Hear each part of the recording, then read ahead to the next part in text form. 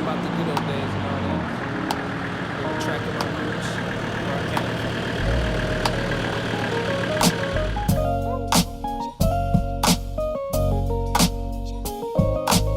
from. But like I say, man, always said it. It's not about the What's up, everybody? Jared back again here, interrupting this video or putting this wherever I'm gonna put it. I don't even know yet.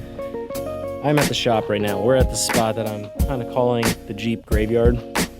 And the reason I'm calling it that is because we have technically my 2001 Cherokee here and my 94 Cherokee. And so this 94 Cherokee that I have over here, this is the one that I purchased off a good friend of mine. I did a little video about that. Check it out up here in the cards. I'll link to that. But anyway, I purchased this 94 Cherokee off of a good friend, and it already had a big lift kit. It had everything I wanted for my Jeep. So essentially, as you can probably tell, it's already sitting on the ground. There's no axles, no drivetrain.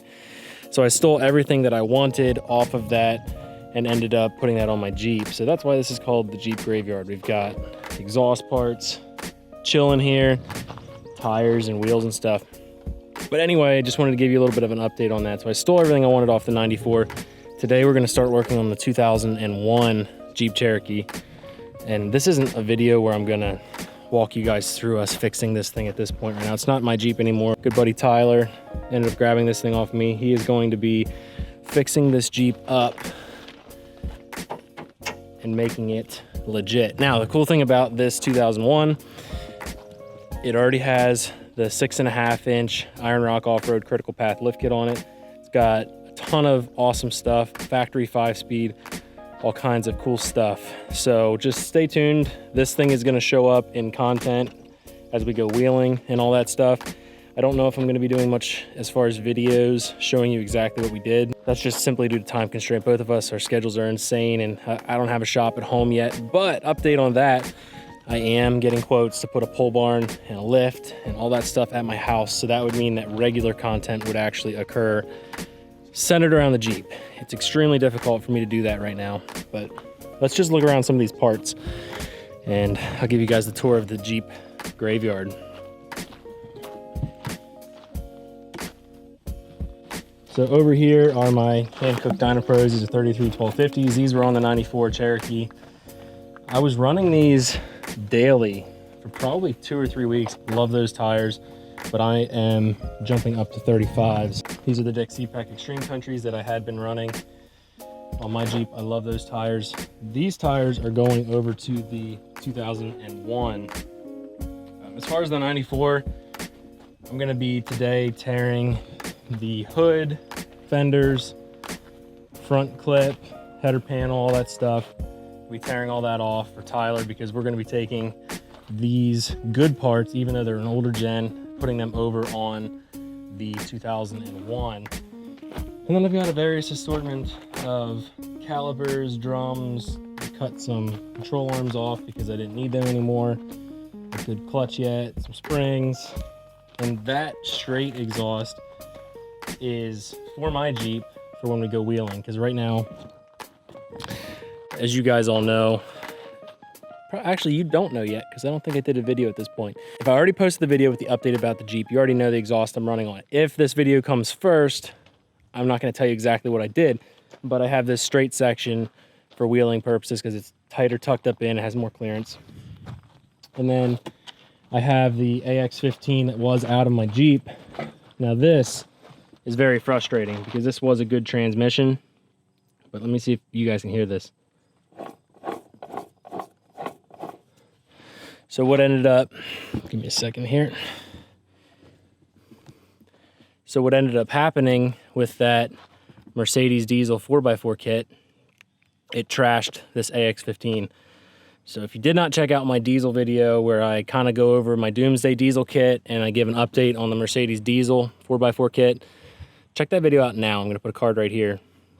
Do not buy that kit, at least not right now, but at the time of making this video, that kit is not worth even considering at all. So if you're thinking about it, no, Doomsday diesel all the way. That's the only one right now at the time of this video. And that's not me bashing Mercedes diesel 4x4 because I hate them. I don't wish ill things on them. I just know for a fact that their AX15 kit is not good. Do not waste your money on it. It did destroy my transmission here because it's not concentric. There's so much slop in this input shaft. It's extremely frustrating. But anyway, then I have my Chrysler 8 1/4 right here.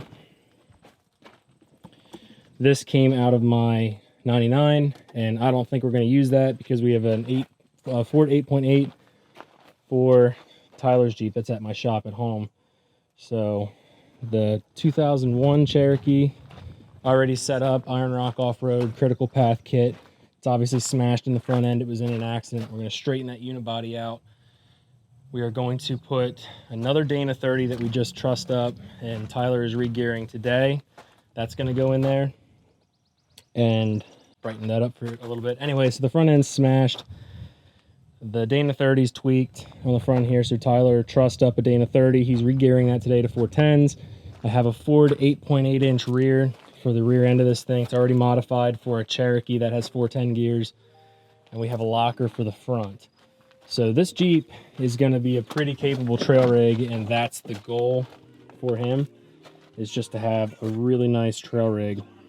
Let me get this ISO up for you guys. So you can tell the airbags did deploy, so we're going to be getting different charges for them, or a block off kit for the airbags. Thankfully the windshield's all intact, everything else is intact. This is a factory 5-speed 2001, which is insane. It's so insane. Interior is pretty decent. I mean, it's a Jeep, headliner sagging, all that stuff, you know, normal things. But otherwise it's in pretty good shape. Hopefully you guys can see that has the Iron Rock Off-Road 3-link. Nothing fancy. So that's pretty much an update on the Jeep graveyard. We're gonna make a lot of progress today, so it should be good. It's hot, so again, I'm not gonna take a lot of footage today. The biggest problem and why I don't get a lot of footage is, first off, my day job consists of creating content, so I get burned out very easily with content. I know it's not a good excuse, but the other thing is the shop where my business is pretty far away from my house. And so oftentimes, if I decide that I'm going to go work on the Jeep, I end up spending an hour and a half just driving.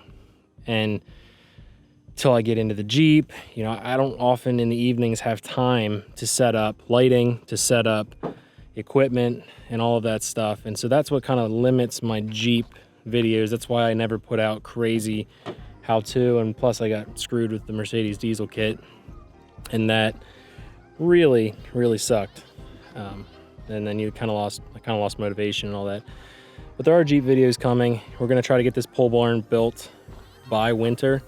It'll be heated, have air conditioning and all that stuff, have a lift, welder, press brake, all that stuff, so that I can actually show you guys a lot of in-depth stuff around my Jeep build, and also talk about the companies that I've worked with to help me get to this point.